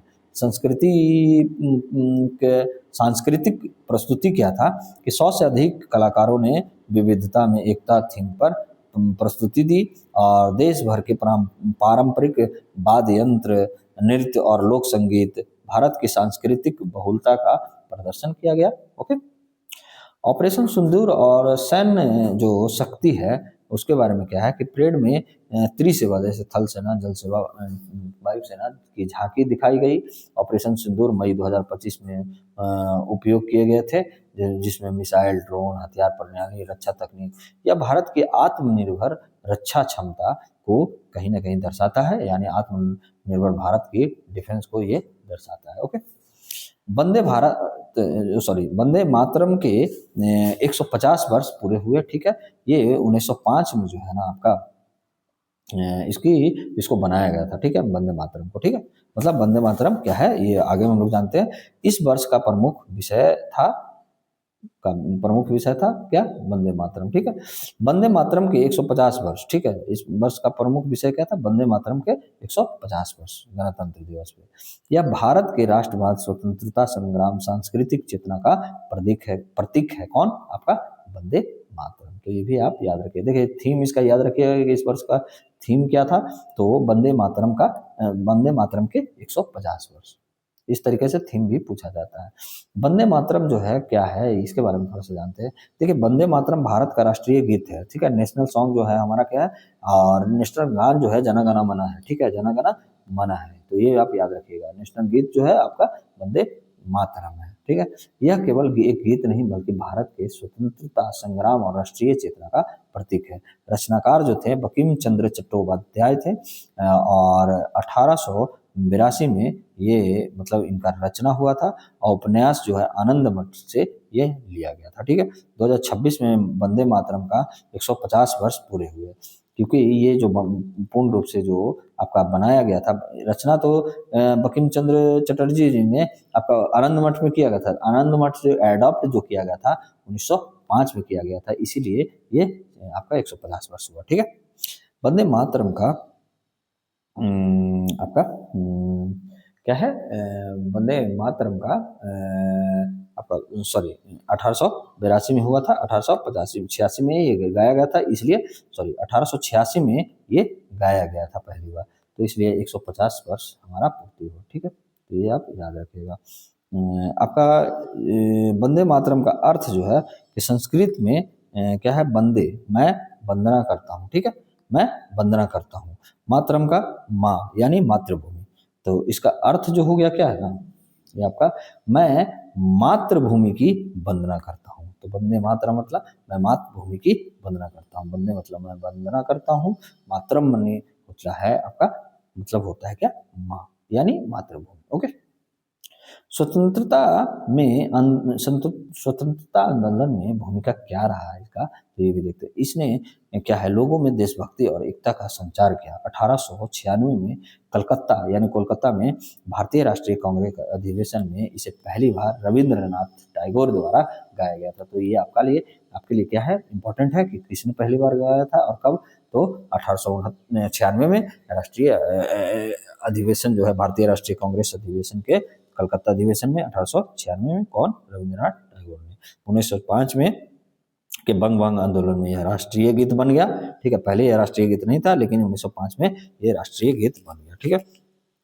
और आपका क्या है कि मतलब कब अपनाया गया, तो 24 जनवरी 1950 को। तो ये भी आप याद रखिएगा कब अपनाया गया, 24 जनवरी 1950 को। और इसी दिन है ना जन गण मन जो राष्ट्रीय गान हमारा है उसको भी दर्जा मिला, ठीक है। संविधान सभा ने वंदे मातरम को भारत का राष्ट्रीय गीत घोषित किया, और उसी दिन जन गण मन को भी राष्ट्रीय गान का दर्जा दिया गया। अब यहाँ पे है थोड़ा सा हम लोग जानते हैं कि संविधान के बारे में जान लेते हैं, क्योंकि आज हमारा जो कल था आपका 26 जनवरी था, तो हम लोग उसके बारे में थोड़ा सा पूरे डिटेल जान लेते हैं, ठीक है, कि कैसे इसका उत्पत्ति हुआ। भारतीय संविधान की उत्पत्ति, origin of the Indian constitution, okay. संविधान सभा का स्थापना जो है कैसे हुआ, तो भारत का संविधान सभा जो कॉन्स्टिट्यूएंट असेंबली है द्वारा बनाया गया, यानी संविधान सभा द्वारा बनाया गया। कब, जो संविधान सभा का स्थापना कब हुआ, 1946 में, दिसंबर 1946 में। और गठन इसके किसके तहत हुआ, तो कैबिनेट मिशन योजना 1946 में आया था उसी के तहत। तो ये आप याद रखिए, ये दोनों आपके लिए इंपॉर्टेंट है, ठीक है। कुल सदस्य जो थे ये भी इंपॉर्टेंट है, 389 थे, जिसमें 389 में 296 आपका ब्रिटिश थे, और 93 जो थे आपका देसी रियासत थे, ठीक है। तो ये भी आप याद रखें, प्रिंसली स्टेट, ओके। तो ये आप याद रखिएगा। पहली जो बैठक हुआ था, देखिए इसमें पहली बैठक हुआ था वो 9 दिसंबर 1946 को हुआ था। कहाँ हुआ था, नई दिल्ली के सेंट्रल हॉल संसद भवन में। अस्थायी अध्यक्ष थे उस समय डॉक्टर सच्चिदानंद सिन्हा। और सेकंड जो हुआ था ना हमारा 11 दिसंबर को हुआ था, 11 दिसंबर 1946 को हुआ था। इसमें आपका डॉक्टर राजेंद्र प्रसाद अस्थायी अध्यक्ष जो हमारे देश के प्रथम राष्ट्रपति बने, और बिहार से थे, ठीक है। और संविधान सभा के अध्यक्ष ये बने थे, ठीक है, पहला अस्थाई। और जो थर्ड हुआ था ना हमारा, थर्ड जो बैठक हुआ था 13 दिसंबर 1946 को होता है। तो जो आपको आगे आगे मैं बता रहा हूँ, ठीक है। क्या हुआ था, उद्देश्य क्या था, ऑब्जेक्टिव रिजोल्यूशन क्या था, उद्देश्य प्रस्ताव तो प्रस्तुत किया गया इससे क्या इसमें क्या किसके द्वारा, पंडित जवाहरलाल नेहरू के द्वारा। दिनांक 13 दिसंबर 1946 को थर्ड आपका मतलब क्या बोलते हैं उसका, संविधान सभा के बैठक में जो थर्ड बैठक हुआ था कब, आपका 13 दिसंबर 1946 का, उसी में उद्देश्य प्रस्ताव पंडित जवाहरलाल नेहरू द्वारा प्रस्तुत किया था। इसने संविधान की आत्मा की तय की, जैसे इसमें क्या था, स्वतंत्रता, समानता, न्याय, धर्मनिरपेक्षता, ये सब थी, ठीक है, ओके। और इसमें प्रारूप समिति का भी गठन किया गया था, ड्राफ्टिंग कमेटी गठन जो हुआ 29 अगस्त 1947 को, ठीक है, हुआ था। तो ये भी आप याद रखिएगा। इसका अध्यक्ष जो थे डॉक्टर भीमराव अंबेडकर थे। तो ड्राफ्ट कमेटी का भी गठन याद रखिएगा, 29 अगस्त 1947 का हुआ और इनका अध्यक्ष डॉक्टर भीमराव अंबेडकर, ठीक है। संविधान निर्माण में समय जो लगा ना आपका 2 वर्ष 11 महीना 18 दिन, कुल बैठकें जो हुआ 11 सेशन चला, जिसमें 165 दिन का बैठक हुआ था। तो ये आप याद रखिएगा। संविधान को अंगीकरण कब किया गया, तो 26 नवंबर 1949 को संविधान को अपनाया गया। तो ये आप याद रखिएगा, अपनाया मैंने अंगीकृत किया गया, ठीक है, अंगीकृत किया गया। और 26 जनवरी 1950 को ये क्या हुआ, लागू किया गया, जो 77वें जो गणतंत्र दिवस के रूप में मनाया गया इस बार, ठीक है। 26 नवंबर को अब संविधान दिवस मनाया जाता है। तो ये भी याद रखिएगा, 26 नवंबर को संविधान दिवस मनाया जाता है, लेकिन लागू होने का दिवस जो मनाया जाता है 26 जनवरी को मनाया जाता है, ओके। अब यहाँ पे हमारे लिए क्वेश्चंस हैं कि संविधान सभा में उद्देश्य प्रस्ताव किसने प्रस्तुत किया, तो पंडित जवाहरलाल नेहरू, आपका कब, 13 दिसंबर आपका 1946 को, जो ये थर्ड बैठक था, ठीक है। संविधान सभा में सभा की ड्राफ्टिंग कमेटी के अध्यक्ष कौन थे, तो डॉक्टर भीमराव अम्बेडकर। 29 अगस्त आपका 1947 को ये बनाया गया था। तो ये भी आप इस तरीके से आप याद रखिएगा, आपको धीरे धीरे मेरे साथ जुड़े रहिएगा, आपको हमेशा मतलब याद होता चलेगा, ठीक है। आपका ये देखिए माइंड द टाइम, ठीक है, माइंड द टाइम क्या है, ये न्यूज में था। देखिए आरबीआई की एक नई रिपोर्ट के अनुसार क्या कहा गया है कि भारत की जनसंख्या एक समान नहीं बढ़ रहा है। कुछ राज्य में तेजी से बुजुर्ग हो रहे हैं, तो जबकि कुछ राज्य में युवा अभी युवा जो है जनसंख्या के चरण में है, ठीक है। तो क्या है ये आपका राज्यवार जनसांख्यिकी स्थिति रिपोर्ट जो है, आरबीआई रिपोर्ट जारी किया है कि श्रेणी और राज्य देखिए, आपका तेजी से बुजुर्ग होते राज्य जो है आपका कौन कौन है, केरल है, तमिलनाडु है, ठीक है। युवा बने रहने वाले राज्य जो है बिहार है, उत्तर प्रदेश है और झारखंड है, ठीक है। मध्य स्थित वाले राज्य जो है महाराष्ट्र है और कर्नाटक है, ठीक है। इसमें क्या बोला गया है कि 2036 तक केरल में बुजुर्ग आबादी जो होगा ना 22% और तमिलनाडु में 20% से अधिक हो जाएगा। तो ये कहीं ना कहीं चिंता करने वाली बातें हैं। आरबीआई की सिफारिशें हैं कि एजिंग स्टेट और यूथफुल स्टेट में क्या है कि जैसे एजिंग स्टेट में है सब्सिडी घटाई जाए और आपका यूथफुल स्टेट में आपका शिक्षा एवं कौशल पर निवेश किया जाए, पेंशन पर खर्च किया जाए एजिंग स्टेट में, और आपका यूथफुल स्टेट में मानव पूंजी को मजबूत करना चाहिए, ठीक है। आरबीआई की सिफारिश है। मुख्य चिंताएं क्या क्या है जो दर्शाया गया है आपका राइटर के द्वारा कि दक्षिणी राज्यों में दोहरा नुकसान हो रहा है, ठीक है। केरल तमिलनाडु जैसे राज्यों ने जनसंख्या नियंत्रण पर सफलता पाई, फिर भी क्या है कि कम केंद्रीय कर हिस्सा मिलता है। जो फाइनेंस कमीशन के द्वारा जनसंख्या आधारित एक फार्मूला होता है, जो मैं आपको अच्छे तरीके से मैं पढ़ा चुका हूँ। तो आप जाके मेरा न्यूज़ आप डेली पढ़ते जाइए, आपको हर चीज़ नॉलेज होते जाएगा। ऐसे ये जो मुद्दा है ना आपका इकोनॉमिक्स का मुद्दा है, ठीक है। तो ये आपको मैडम जो है ना वो अच्छे तरीके से पढ़ाएंगे। अगर मैं भी ला सकता हूँ, लेकिन वो मैडम का हिस्सा है, ठीक है। तो ये मैम पढ़ाएंगे, ठीक है।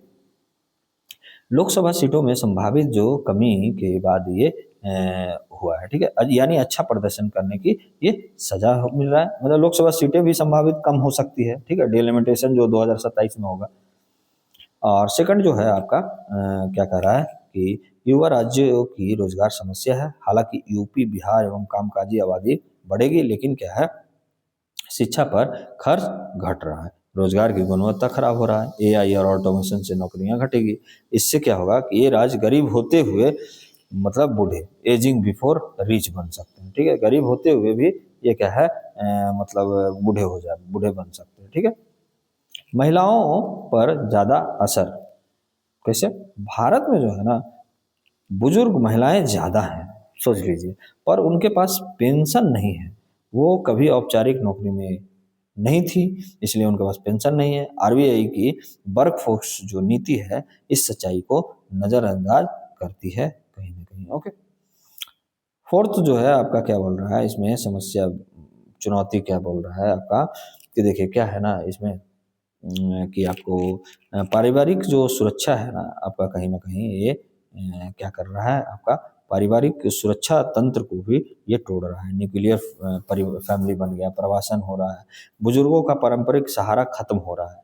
इसके लिए समाधान क्या सुझाया गया है? देखिए पहला क्या है कि नई औद्योगिक नीति लाने की आवश्यकता है, जैसे ग्रीन एनर्जी, केयर इकोनॉमी, स्वास्थ्य और सेवाओं पर आपका नई औद्योगिक नीति लाया जाए। युवाओं रोजगार में भी अभी से आपका इन्वेस्ट करने की आवश्यकता है, जैसे पेंशन, स्वास्थ्य और सामाजिक सुरक्षा में ये आपका इन्वेस्ट करने की जरूरत है। सामाजिक पेंशन को भी बढ़ाने की आवश्यकता है, जैसे वरना वरना बुजुर्गों की जिंदगी मतलब बढ़ाएं, वरना क्या होगा, बुजुर्गों की जिंदगी क्या होगा, सम्मानजनक नहीं बल्कि निर्भरता से भी भरी रहेगी। ओके, भरी होगी। सार्वजनिक वृद्धावस्था देखभाल करने की भी आवश्यकता है, नहीं तो क्या ग्रेसफुल एजिंग जो केवल अमीरों के लिए ही रह जाएगा।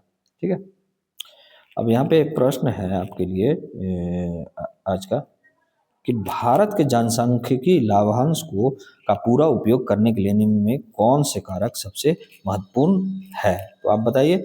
आपका कौशल विकास ये भी होगा, दूसरा होगा आपका शिक्षा ये भी होगा, थर्ड होगा आपका स्वास्थ्य हेल्थ ये भी आपका होगा, और फोर्थ जो होगा सामाजिक सुरक्षा। यानी 1 2 3 4। ठीक है, ऑप्शन नंबर सी हमारे लिए सही हो जाएगा। ओके, यहाँ पे जो है ना कि आपके लिए ये मुद्दा लगाया गया है, लेकिन इसका जो हेडलाइंस है वो आपके लिए नहीं जोड़ा गया। ठीक है, मैं बता देता हूँ क्या है, कि जलवायु और जो है ना, जलवायु कहीं ना कहीं हमारा भाषा है वो कहीं ना कहीं गैप और भी ज़्यादा बढ़ा रहा है। इसी पे बात है, जलवायु से जुड़ी भाषा और संचार में कमी है। ठीक है, अगर लोग, प्रशासन और नीति निर्माता जलवायु जोखिम को समझ नहीं पाएंगे तो कोई भी नीति सफल नहीं हो सकती। मतलब कहना है कि जो आप नीति बना रहे हैं ना, तो वो स्थानीय भाषा में भी उसको और संचार के रूप में प्रदर्शित कीजिए। देखिए, लॉस एंड डैमेज का जो भ्रम है ये क्या है, तो उसको हम लोग देखते हैं। देखिए, वैश्विक स्तर पर जो है ना, लॉस एंड डैमेज का अर्थ क्या होता है, कि घर, जमीन, फसल, संस्कृति और पहचान, जैव विविधता भारत में होता है। ठीक है, क्या है लॉस एंड डैमेज में, कि घर हो गया, जमीन हो गया, फसल हो गया, संस्कृति है और उसकी पहचान और जैव विविधता, ये लॉस एंड डैमेज होता है। फिर ठीक है, और भारत में इसका अर्थ जो बन जाता है ना, नुकसान का आकलन होगा, जो नुकसान हुआ उसका आकलन होगा, उसके मुआवजा देगा, आपदा राहत चलाएगा। इससे क्या होगा ना, दीर्घकालिक जलवायु संकट सिर्फ आपदा प्रबंधन है। मतलब यहाँ पे क्या है ना, आपका मैनेजमेंट पर फोकस है, कि आपदा जो आया है उसके प्रबंधन पे फोकस है। ठीक है, ये नहीं कि पहले ही से पहचान नहीं, जैसे इसका घर हो गया, जमीन हो गया, संस्कृति और पहचान, जैव विविधता को ये पहचान नहीं करता है, ये सिर्फ क्या करता है, आपदा का प्रबंधन करता है। तो वैश्विक स्तर पर कार्य किया जाता है, लेकिन भारत में उसको बचाव मतलब राहत दिया जाता है होने के बाद। यह केवल भाषा नहीं, शासन की भी समस्या है। कैसे? जब शब्द सीमित होते हैं तो नीतियाँ क्या होता है, नीतियाँ भी सीमित हो जाती है। स्लो ऑनेस्ट जलवायु नुकसान, जैसे समुद्र स्तर बढ़ना, स्लो ऑनेस्ट जलवायु नुकसान। ठीक है, परंपराओं का खत्म होना, भूमि का खो जाना, इनके लिए कोई नीति नहीं बन पाती है। तो ये कहीं ना कहीं हमारे लिए चिंताजनक है। और डेटा का क्या है ना, डेटा है लेकिन इसका उपयोग नहीं हो पा रहा। भारत के पास हीटवेव डेटा है, वार्ड मॉडल है, फसल अनुमान है, लेकिन जिला अधिकारी और आम लोग इनका उपयोग नहीं कर पाते। तो ये भी कहीं ना कहीं चिंताजनक की बातें हैं। और अगला जो है क्या बोल रहा है, कि लोग जानकारी से नहीं समझ से काम करते हैं। मतलब ये नहीं कि जानकारी है कि नहीं, आपका ये जानकारी मिल गया है तो इसमें काम करना। जैसे आपको मैं जानकारी दे रहा हूँ, ठीक है, कि प्लीज़ आप लोग सब्सक्राइब कीजिए, आपको 1000 बच्चों तक आपको गिफ्ट मिलेगा। नहीं, जब तक आपको उस चीज़ को नहीं समझ पाओगे तब तक आप लोग भी नहीं करते हैं। ठीक है, तो यहाँ के लोग वैसे ही हैं। ठीक है, मतलब ऐसा बताया गया। ठीक है, दोपहर में बाहर नहीं जाएं, मजदूर नहीं मान सकता है, क्योंकि उनको काम करना पड़ेगा, उनको काम वैसे ही करना पड़ता है, चाहे धूप हो या चाहे जो हो, उनको तो काम है, क्योंकि उनके पास रोजगार की कमी होता है। ठीक है, और वो अकुशल होते हैं। एसएमएस से चेतावनी, हर कोई पढ़ ही नहीं सकता है, हर कोई एसएमएस नहीं पढ़ता है। ठीक है, इसलिए संचार ही असली नीति है। क्या किया जाना चाहिए? देखिए, क्या किया जाना, सरल और स्थानीय भाषा का उपयोग, जैसे वैज्ञानिक शब्दों को रोजमर्रा की भाषा से में बदलने की आवश्यकता है। इतना कठिन आप लैंग्वेज कर देते हैं कि लोग समझ ही नहीं पाते हैं कि इसका अर्थ क्या होता है, ठीक है? हम लोग इतना तैयारी कर रहे हैं, आप लोग कुछ-कुछ लैंग्वेज है, जैसे आप आप पॉवर्टी ही आज ही समझोगे कि टाइम पॉवर्टी क्या होता है, इसका यूज़ कहाँ पे होता है, ठीक है? यूज़ आपका सर्वे जो आप देख रहे होंगे, टाइम यूज़ सर्वे, आज पहली बार आप, मुझे लगता है कि जो भी सुने हो, क्योंकि 2019 में ये जब मुद्दा आया होगा या 2020 में मुद्दा आया होगा, तो जो 2020 से पढ़ रहे हैं डेली करंट, तो वो समझ पाए होंगे, ठीक है? तो कहीं न कहीं आप लोग इतने अपडेट हैं, जैसे आप अधिकारी बनने वाले हैं, जो तो अभी मतलब क्या है ना कि आप अधिकारी बनने वाले हैं, मुझे लगता है कि बहुत लोग हैं ना कि आज ही जाने होंगे, ठीक है? तो कहीं न कहीं देखिए कि हमारे पास जो भाषा है ना, भाषाओं का विविधता तो है, लेकिन जो जटिल भाषाएँ हैं ना, उनको तो कम से कम स्थानीय लैंग्वेज में आप जो रोज़मर्रा का भाषा है, उसमें बदलिए, ताकि लोग समझ पाएँ उस चीज़ को, ठीक है? सरल भाषा सिम्प्लीफाई कीजिए, ठीक है? नीति से जोड़ना, ठीक है? सेकंड क्या है, नीति से जोड़ना। हीट वेव को स्कूल टाइमिंग, अस्पताल दबाव, पानी की कमी से जोड़ना मतलब चाहिए, ठीक है? और थर्ड क्या है हमारा कि स्थानीय जो लोगों को शामिल करने की आवश्यकता है, जैसे पंचायत हो गया, शिक्षक हो गया, किसान हो गया, मछुआरा हो गया, ये सब को क्या है, शामिल करना चाहिए। मीडिया और सरकार में जलवायु संचार तंत्र की भी आवश्यकता है, ठीक है? और एक उड़ीसा का मॉडल है, जो थोड़ा-सा मैं आपको उड़ीसा का मॉडल के बारे में बताता हूँ कि ये क्यों सफल हो गया है, ठीक है? तो उड़ीसा का जो मॉडल है ना आपका, कि देखिए 1 मिनट, थोड़ा-सा ये और भी मुझे ये कम करना पड़ेगा। 1 मिनट आप रुकिए। हाँ, देखिए मैं आपको पढ़ के बताता हूँ। उड़ीसा बार-बार चक्रवात से प्रभावित होता था। 1999 में सुपर साइक्लोन फानी, अम्फान आदि जो है आया था वहाँ पे, लेकिन फिर भी आज वहाँ मृत्यु दर बहुत कम है। इसका कारण है भरोसेमंद और सरल संचार तंत्र का होना। ओडिशा की सफलता का मुख्य कारण क्या है, ये हम लोग थोड़ा-सा जानते हैं, लेकिन उससे पहले हम इसको थोड़ा-सा और बड़ा कर देते हैं स्क्रीन को, ठीक है? देखिए क्या है, पहला जो कारण था सफलता का कि सरल और स्थानीय भाषा में बदला गया था। चेतावनियाँ जो है ना, उड़िया भाषा में दिया गया था, वहाँ का लोकल भाषा में दिया गया। गाँव की बोली में, जो गाँव में बोली बोली जाती है, उससे संदेश दिया गया था, मैसेज दिया गया। तकनीकी शब्दों की जगह व्यावहारिक जानकारी दिया गया था। तो कहीं न कहीं ये क्या है ना कि आपदाओं से लड़ने में सहायक हुई है, ठीक है? दूसरा क्या था कारण सफलता का, कि भरोसे पर आधारित चेतावनी प्रणाली था। लोग जानते हैं कि अगर सरकार कह रही है तो खतरा सच है, ठीक है? इस भरोसे को बनाने में वर्षों की लगातार सही चेतावनी, समय पर निकासी और आपका पारदर्शी सूचना, ठीक है? ऐसा नहीं है कि एक दिन में बोले और सब लोग समझ गए। उसके लिए विश्वास बनाना पड़ता है, ठीक है? समुदाय आधारित तंत्र, ठीक है? जैसे स्वयंसेवक हो गया, पंचायत हो गया, स्कूल शिक्षक हो गया, आंगनवाड़ी कार्यकर्ता हो गया, सभी मिलकर क्या किए, आपका घर-घर जाकर लोगों को सुरक्षित स्थानों तक ले जाते हैं, ठीक है? चौथा क्या है आपका, तकनीक और विश्वास। देखिए, केवल सैटेलाइट या ऐप नहीं, बल्कि लोगों की भागीदारी, सरकार की विश्वसनीयता, ठीक है? ये कहीं न कहीं इसी से चेतावनी डेटा नहीं बल्कि आदेश बन जाती है। ओडिशा दिखाता है कि संचार भी एक इंफ्रास्ट्रक्चर है, जैसे शेल्टर या रडार, ओके? तो ये उड़ीसा से हम लोग को सीखने की आवश्यकता है, ठीक है?